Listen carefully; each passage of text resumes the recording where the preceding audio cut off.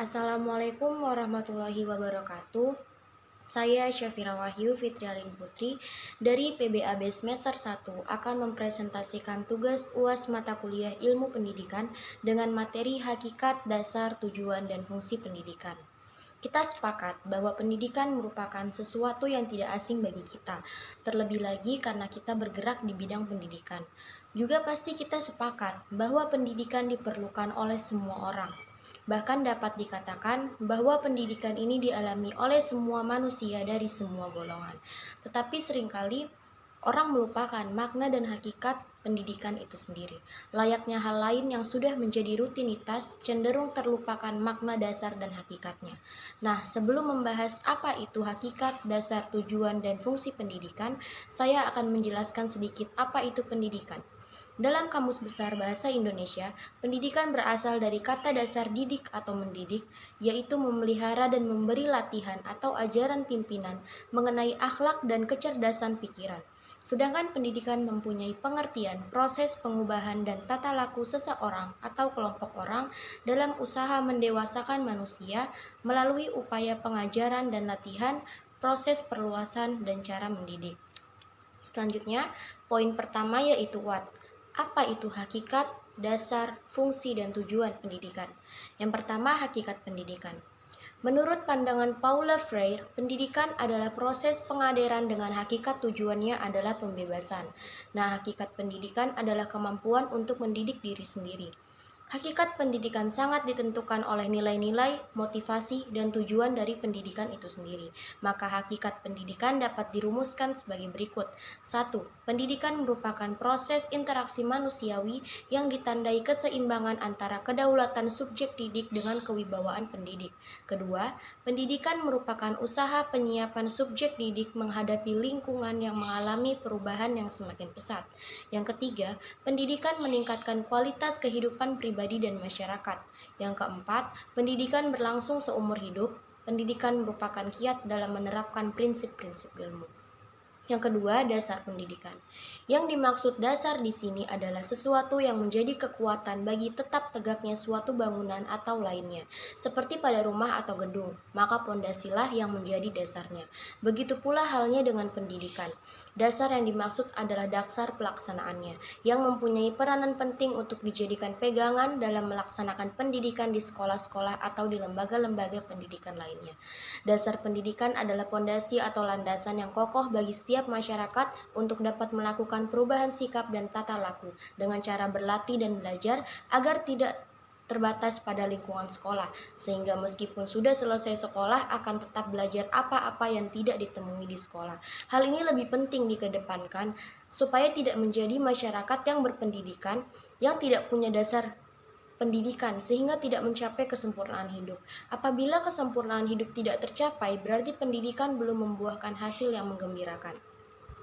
Pendidikan di Indonesia berdasarkan falsafah Pancasila karena Pancasila sebagai dasar negara Indonesia. Di samping itu, bagi kita Pancasila sekaligus menjadi tujuan hidup bangsa Indonesia. Pancasila bagi kita merupakan pandangan hidup, kesadaran, dan cita-cita moral yang meliputi kejiwaan dan watak yang sudah berurat atau berakar di dalam kebudayaan bangsa Indonesia. Selain itu, ada pokok-pokok isi pendidikan di Indonesia yang terdiri atas nilai Pancasila.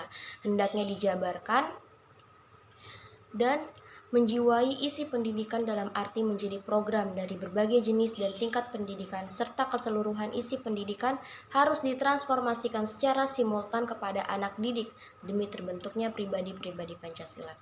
Yang ketiga yaitu fungsi pendidikan. Pendidikan juga memiliki fungsi diantaranya adalah mengembangkan kemampuan, membentuk watak kepribadian agar peserta didik dapat menjadi pribadi yang lebih baik. Pendidikan memiliki fungsi seperti satu, untuk mempersiapkan seluruh masyarakat dapat mandiri dan mencari nafkahnya sendiri. Kedua, membangun serta mengembangkan minat dan bakat individu demi kepuasan pribadi dan kepentingan umum. Yang ketiga, membantu melestarikan kebudayaan masyarakat. Yang keempat, menanamkan keterampilan yang dibutuhkan dalam keikutsertaan dalam berdemokrasi. Yang kelima, menjadi sumber-sumber inovasi sosial di masyarakat.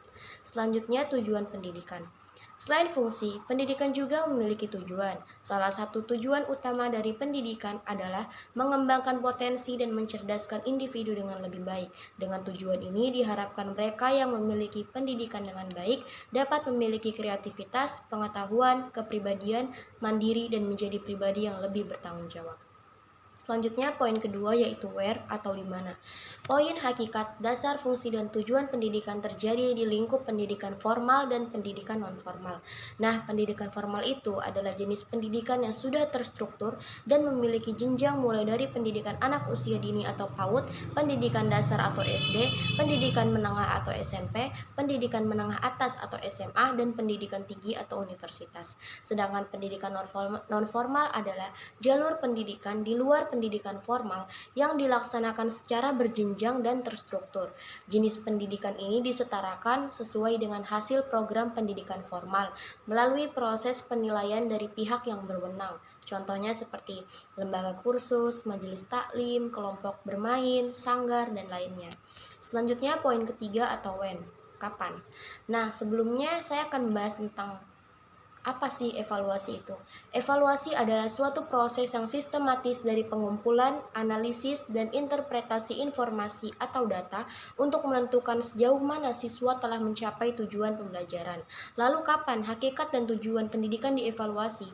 Evaluasi pendidikan seharusnya dilaksanakan atau diterapkan ketika waktu sistem pembelajaran telah usai, entah itu di dalam kelas, di luar kelas, di lingkungan sekolah, ataupun di rumah. Evaluasi tersebut harus dilaksanakan agar dapat melihat sejauh apa perkembangan peserta didik dalam menerima materi pembelajaran. Nah, dengan adanya evaluasi ini, guru dapat mengetahui potensi peserta didik dalam belajar. Oleh karena itu, sebaiknya evaluasi pendidikan dilaksanakan setiap sistem pembelajaran telah usai dilaksanakan. Poin keempat yaitu who atau siapa. Pendapat mengenai hakikat dan tujuan pendidikan dikemukakan oleh Ki Hajar Dewantara. Menurut Ki Hajar Dewantara, pendidikan adalah daya upaya untuk memajukan budi pekerti, pikiran, serta jasmani anak agar dapat memajukan kesempurnaan hidup, yaitu hidup dan menghidupkan anak yang selaras dengan alam dan masyarakatnya. Ki Hajar Dewantara mengajukan beberapa konsep pendidikan untuk mewujudkan tercapainya tujuan pendidikan, yaitu Pusat pendidikan. 1. Pendidikan keluarga. 2. Pendidikan dalam alam perguruan. Dan 3. Pendidikan dalam alam pemuda atau masyarakat. Ki Hajar Dewantara memasukkan kebudayaan dalam diri anak dan memasukkan diri anak ke dalam kebudayaan mulai sejak dini, yaitu taman indria atau balita. Konsep belajar ini adalah trino, yaitu nonton, niteni, dan niroke. Nonton atau kognitif. Nonton di sini adalah secara pasif dengan segenap panca indera. Niteni atau afektif adalah menandai, mempelajari, mencermati apa yang ditangkap panca indera, dan niroka atau psikomotrik, yaitu menirukan yang positif untuk bekal menghadapi perkembangan anak. Poin kelima yaitu why atau mengapa. Lalu mengapa hakikat dan tujuan pendidikan perlu dibahas dan diperhatikan? Karena pada dasarnya hakikat dan tujuan pendidikan merupakan proses sekaligus sebagai tujuan. Asumsi dasar pendidikan tersebut memandang pendidikan sebagai kegiatan hidup dalam masyarakat untuk mencapai perwujudan manusia seutuhnya yang berlangsung sepanjang hayat atau sepanjang hidup. Beberapa hal perlunya pendidikan seumur hidup yaitu pertimbangan ekonomi, faktor peranan keluarga, dan faktor perubahan peranan sosial. Poin keenam yaitu how atau bagaimana. Nah, selanjutnya bagaimana sih sistem pendidikan saat ini? Bisa kita lihat bahwa sistem pendidikan saat ini terlalu kaku, birokratis, dan seperti hampa makna. Karena penerapan sistem pembelajaran yang dipakai dinilai sangat terpaku pada standar-standar, pada target muatan kurikulum, hampa makna, dan dimungkinkan kurang pragmatis. Dan apabila sistem tersebut masih diberlakukan, maka akan menghasilkan lulusan-lulusan yang kurang bermutu. Dan penerapan sistem pembelajaran tersebut juga tidak hanya diterapkan di sekolah dasar, tetapi juga di perguruan tinggi. Ditambah lagi dengan adanya musibah COVID-19 ini, sangat yang membuat sistem pembelajaran semakin tidak efektif. Sistem pembelajaran pun secara daring yang dimana kita tidak dapat bertatap muka secara langsung dan tidak dapat bertanya ke guru secara langsung. Jika bertanya melalui media sosial, terkadang kurang adanya respon dikarenakan kesibukan masing-masing guru atau dosen. Nah, upaya yang bisa dilakukan yaitu dengan adanya konsep Merdeka Belajar ini sesuai kebijakan Menteri Pendidikan. Tujuan Merdeka Belajar ini supaya para guru, peserta didik, serta orang tua bisa mendapat suasana yang bahagia. Merdeka Belajar itu bahwa proses pendidikan harus menciptakan suasana-suasana yang membahagiakan. Bahagia buat siapa? Bahagia buat guru, bahagia buat peserta didik, bahagia buat orang, bahagia untuk semua orang. Program Merdeka Belajar ini dilahirkan dari banyaknya keluhan di sistem pendidikan. Salah satunya keluhan soal banyaknya peserta didik yang dipatok oleh nilai-nilai tertentu. Merdeka Belajar adalah kemerdekaan berpikir, terutama esensi kemerdekaan berpikir ini harus ada di guru dahulu. Tanpa terjadi di guru, tidak mungkin bisa terjadi di peserta didik. Saat kita bicara bahwa kita percaya kemerdekaan guru dan kemerdekaan belajar, maka akan bersinggungan dengan banyak hal. Salah satunya kemerdekaan dalam proses belajar.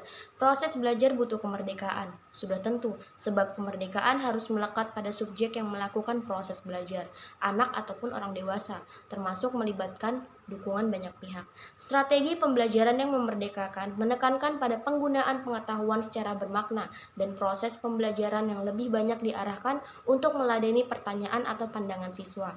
Aktivitas belajar lebih menekankan pada keterampilan berpikir kritis, analisis, membandingkan, generalisasi, memprediksi, dan menyusun hipotesis. Pelaksanaan kebijakan Merdeka Belajar tersebut tentunya tidak lepas dari berbagai permasalahan. Salah satunya adalah mengenai kesiapan guru dalam melaksanakan kebijakan Merdeka Belajar. Maka dari itu perlu adanya pelatihan terhadap kemampuan dan kualitas guru sebagai profesi yang profesional sehingga mampu melaksanakan kebijakan Merdeka Belajar sesuai dengan tujuannya. Sekian dari saya, kurang dan lebihnya mohon dimaafkan. Wassalamualaikum warahmatullahi wabarakatuh.